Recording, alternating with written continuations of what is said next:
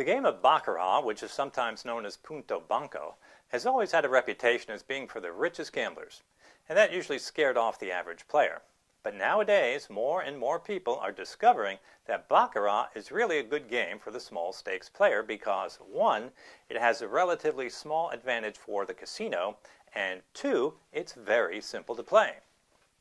Some of the fancier casinos, such as Caesar's Palace or Bellagio, will offer some large Baccarat tables that can seat up to 14 players.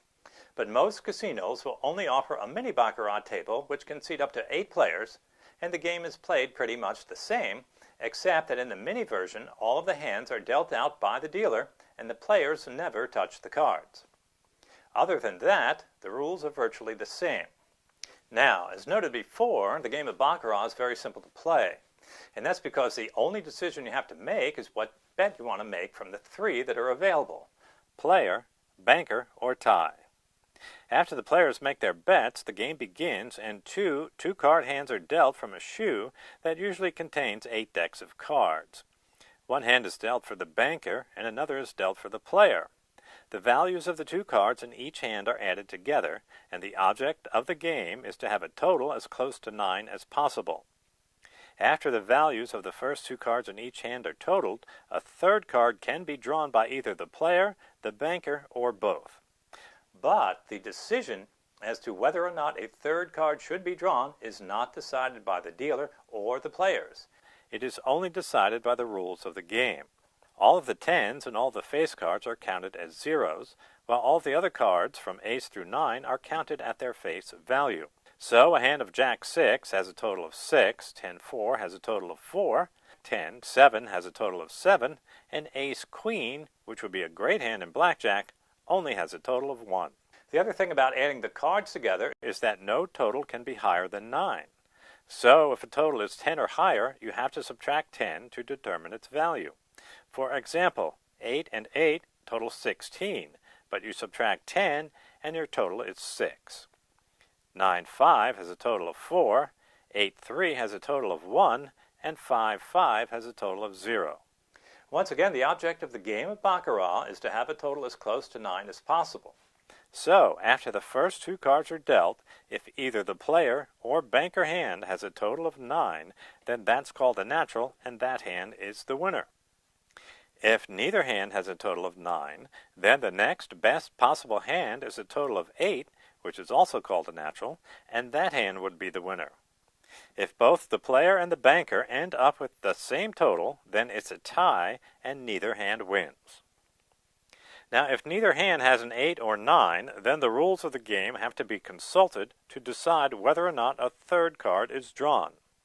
Once that's done, the values of the cards are added together again, and whichever hand is closest to a total of 9 is the winner. If both hands end up with the same total, then it's a tie and neither hand wins.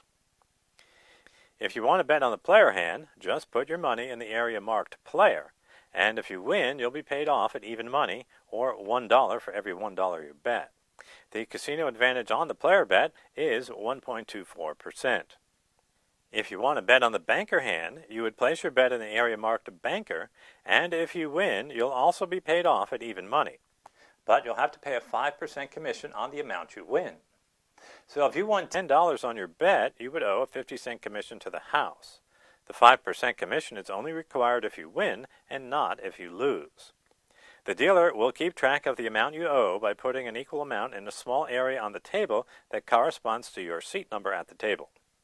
So, if you're sitting at seat number 3 and won $10 on the bank hand, the dealer would pay you $10 and then put 50 cents in the number 3 box. This lets him know how much you owe the casino in commissions, and when you get up to leave the table, you'll have to pay the dealer whatever amount is in that box. After adjusting for that 5% commission, the casino advantage on the banker bet is 1.06%. Finally, if you want to bet on a tie, you would place your bet in the area marked tie, and if you win, you'll be paid off at 8-1, or $8 for every $1 you bet. The big payoff sounds nice, but actually this is a terrible bet because the casino advantage is a very high 14.36%, and this bet should be avoided. As you've seen, the casino advantage in Baccarat is very low, except for the tie bet. and the rules are set in advance so no decisions are made by either the players or the dealer about how to play the cards.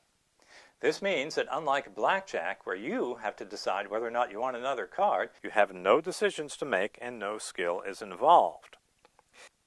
This also means that Baccarat is purely a guessing game, so even if you've never played the game before, you can sit at a table and play just as well as anyone who's played the game for 20 years. This is the only game in the casino where this can happen, and that's why I tell people that Baccarat is an especially good game for the beginning player, because you need no special knowledge to take advantage of those low casino edge bets. The only part of Baccarat that gets a little confusing is trying to understand the rules concerning the draw of the third card. But remember, the rules are always the same at every table, and they'll usually have a printed copy of the rules at the table, and will give you a copy if you ask for it. After playing the game for a while, you'll start to remember the rules on your own, but until then, here's a rundown on how it works. As we said before, if the first two cards in either hand total 8 or 9, then the game is over and the highest total wins. If the totals are both 8 or both 9, then it's a tie and neither hand wins. For any other total, the rules have to be consulted, and it's always the player hand that goes first. If the player hand has a total of 6 or 7, it must stand. The only other totals it can possibly have are 0, 1, 2, 3, 4, or 5, and for all of those totals it must draw a card. There, that wasn't too hard, was it? If the player hand has a total of 6 or 7, it stands, and for anything else it has to draw a card. Well, that was the easy part, because now it gets a little complicated. After the player hand is finished, the banker hand must take its turn, and if its first two cards total 0, 1, or 2, it must draw a card. If its two cards total 7, it must stand. The only other possible totals the bank can have are 3, 4, 5, or 6, and the decision as to whether or not a third card is drawn depends on the third card that was drawn by the player hand. These rules are rather complicated, and we are showing them here on the screen if you want to see what they are for any given situation. There you have it. Those are the rules of Baccarat concerning the draw of a third card. As you saw, they were a little complicated, but remember that you don't have to memorize the rules yourself, because the dealer will know them and play each hand by those rules. But you can always ask for a copy of the rules at the table to follow along. Now let's try some sample hands. The player hand has Queen 9 for a total of 9, and the banker hand has 10-8 for a total of 8. Which hand wins? Both hands are naturals, but the player hand total of 9 is higher than the banker hand total of 8, so the player hand is the winner.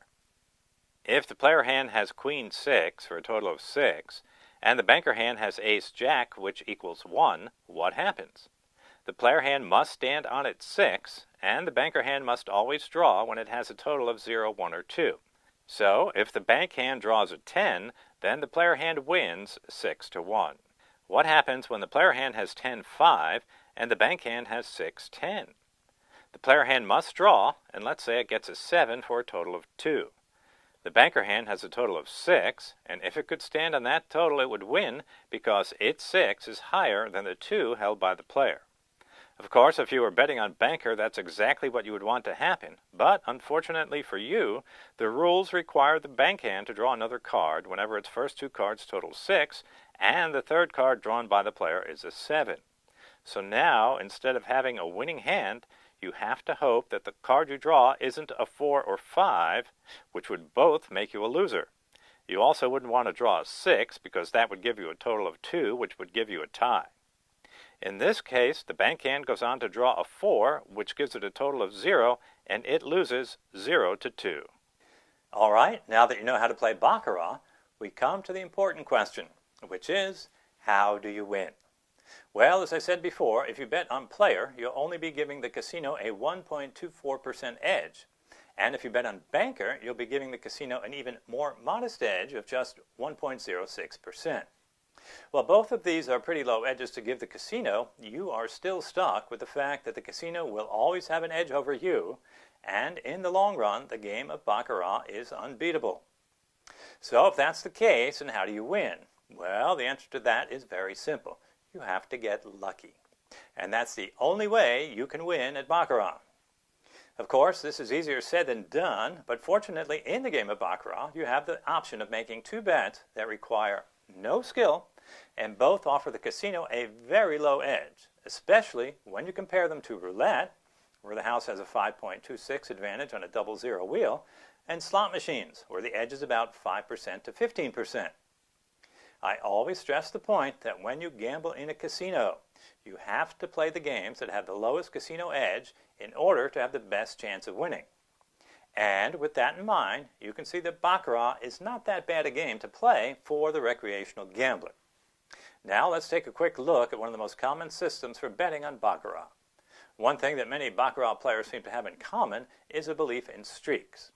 And the casinos accommodate these players by providing scorecards at the table that can be used to track the results of each hand. Many players like to bet on whatever won the last hand in the belief that it will continue to come in, and they hope for a long streak. The thinking for these players is that since Baccarat is purely a guessing game, it's just like guessing the outcome of a coin toss. And chances are that a coin won't alternately come up heads, tails, heads, tails, heads, tails, but rather that there will be streaks where the same result will come in for a while. So, is this a good system?